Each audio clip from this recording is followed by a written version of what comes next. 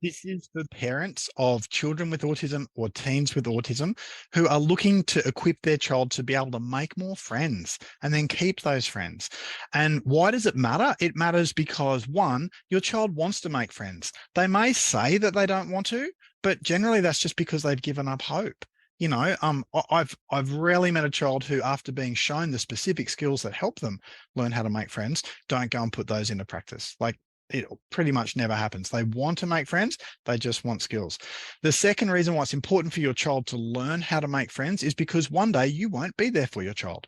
Either because your child turned 15, they're in high school, and your influence on them socially is next to nothing, or because one day you actually won't be on this planet hanging out with them. They'll be fending for themselves. And at that point of life, you want your child to have the skills to know how to interact well with others, to enjoy social experiences.